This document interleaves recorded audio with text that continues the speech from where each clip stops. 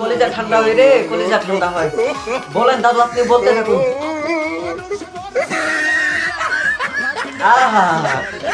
অনেক শান্তি পাওয়া যায়। কলিজা ঠান্ডা হয় রে, কলিজা ঠান্ডা হয়। বলেন দাদু, আপনি বলতে থাকুন। তো গাইস, আসসালামু আলাইকুম। তো কেমন আছেন সবাই? তো গাইস, আজকের ভিডিওটা কি নিয়ে হতে চলেছে? একটা বুড়া পাঠাকে নিয়ে, সরি পাঠা না, একটা বুড়া দাদুকে নিয়ে আজকের ভিডিওটা হতে চলেছে। তাহলে চলুন বেশি দেরি না করে ভিডিওটা শুরু করা যাক। নামাজ বাদ দিও না বন্ধু, এপারের চেয়ে ওপারের জীবন বেশি সুন্দর।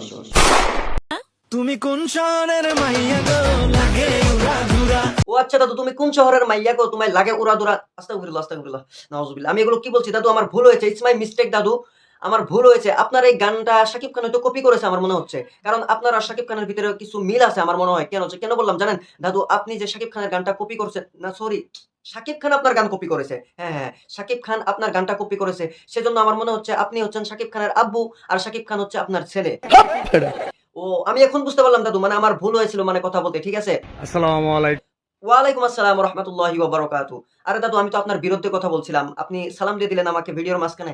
তো দাদু, এখন আমি আপনার প্রশংসা করছি, আপনার গানটা অনেক অনেক সুন্দর হয়েছে, অনেক বিউটিফুল হয়েছে। আরে কি বলছি আমি এগুলো? না দাদু, বিউটিফুল হয়েছে মানে সুন্দর, অনেক নাইস দাদু, একদম আপনার গানটা মানে অনেক সুন্দর হয়েছে। আপনাকে দোষের ভিতরে দোষ দেওয়া দরকার আমার মনে হয়, কারণ আপনার ভিতরে অনেক ট্যালেন্ট আছে, কারণ আপনার আর শাকিব খানের ভিতরে মিল আছে, কারণ আপনারা আর শাকিব খান হচ্ছেন মানে বাবার সম্পর্ক, কারণ আপনার গান শাকিব খান কপি না না, শাকিব খানের গান আপনি কপি, কি বলছি, আপনার গান শাকিব খান কপি করেছে। আমার ভুল হয়েছিল দাদু, ঠিক আছে, আমাকে মাফ করে দিবেন। আচ্ছা, আপনি তো ভালোই গান গাইতে পারেন, তাহলে আরেকটা গান আমাদেরকে শোনান, দি নেক্সট, বলেন তো। দেখাইয়া তোর মান বাহ বাহ বাহ বাহ দাদু, আপনার এই বুড়া বয়সে আপনার মনে প্রেম জেগেছে। আই এম তো অবাক দাদু, আপনার প্রেম কাহিনীগুলো একটু গবেষণা করা যাক। ঠিক আছে, আপনি নেক্সট একটা গান শোনায় দেন আমাদেরকে। আমার থাইকে কে তোরে বেশি আদর দিল? আহা, মনের ভিতরে একদম ভেঙে চুরমার হয়ে যাচ্ছে।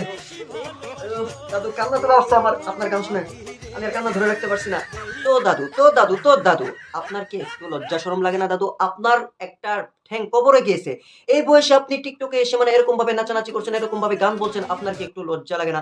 এই বয়সে আপনার বাড়িতে বসে থাকে 5 ওয়াক্ত নামাজ পড়ার দরকার দাদু, তাহলে আপনি সোশ্যাল মিডিয়ায় এসে এগুলো কি বলছেন দাদু? এগুলো কি করছেন আপনি দাদু? কি করছেন বলেন তো দাদু? এগুলো আপনি কি করছেন? এগুলো কি আপনাকে দিয়ে মানায় দাদু? আপনি বলেন তো, এগুলো কি আপনাকে দিয়ে মানায়? আরে দাদু, আপনার বিরুদ্ধে আমি অনেক গালাগালি করলাম তো আমার আরে কি ভেবেছেন দাদু? আপনাকে আমি এগুলো বলবো? না দাদু না। আপনার একটু লজ্জা শরম নাই? আপনার কি বাড়িতে মেয়ে নাই? আপনার কি বাড়িতে ছেলে নাই? আপনার কি বাড়িতে জামাই নাই? আপনি যে সোশ্যাল মিডিয়ায় এসে এরকম ভাবে মানে কুত্তার মতো মানে কি বলবো? কুত্তার মতো মানে গান বলছেন, আপনার কি একটু লজ্জা হয় না দাদু? ছি, ছি দাদু, ছি। জান্নাত পাওয়া তো দূরের কথা, গ্রাণও পাওয়ার নসিব আমাদের হবে না যে গুনাহ করছি। আরে দাদু, এটা ইম্পসিবল। আপনি কিভাবে জান্নাতের গ্রান্ট পাবেন? এটা কখনোই সম্ভব না। কারণ আপনি যেভাবে টিকটকে এসে, যেভাবে ফেসবুকে এসে এরকম ভাবে গান বলছেন, এরকম ভাবে মানে নাচানাচি করছেন, আপনার তো একটু লজ্জা শরম বলা বস্তুটা কিচ্ছু নাই। আপনি কিভাবে জান্নাত পাবেন? আমার নবী নূরের নবী ইসলামের মডেল। ও আচ্ছা দাদু, আপনি দেখি আবার নবীকেও ভালোবাসেন, নবীর প্রেমে আপনি গজল বলছেন, আপনি দেখি নবীকেও ভালোবাসেন। আচ্ছা, তাহলে হয়তো আপনার জান্নাত পাওয়ার সম্ভাবনা আছে কিনা। তো গাইস, আপনারাই বলবেন, কমেন্ট বক্সে কমেন্ট করে জানাবেন কাকু কি। আরে কাকু বলছি কেন? আমার মিস্টেক হচ্ছে বারবার, আপনারা আমাকে ক্ষমা করে দিবেন। দাদু, ঠিক আছে, শাকিব খানের আব্বু।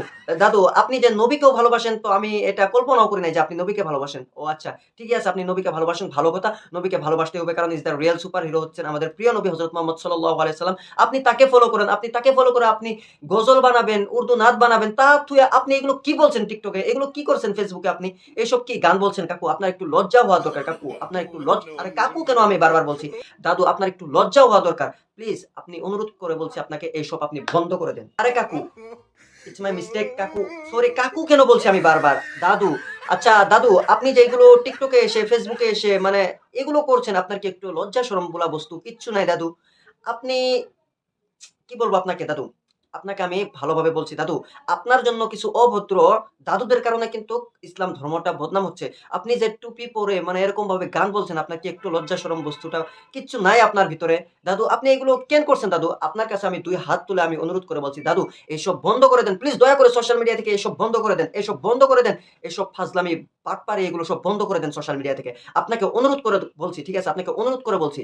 তো গাইস, আপনাদেরকে অনুরোধ করে বলছি, আজকের ভিডিওটা এই ছিল। আপনারা যদি মুসলমান হয়ে থাকেন, অবশ্যই ভিডিওটা শেয়ার করে বিশ্বর কোনায় কোনায় পৌঁছে দিবেন বলে আশা রাখলাম। আর সবাই ভালো থাকবেন, সুস্থ থাকবেন, আমার জন্য দোয়া করবেন। সামনে ভিডিওতে আবার দেখা হবে। আসসালামু আলাইকুম, আল্লাহ হাফিজ।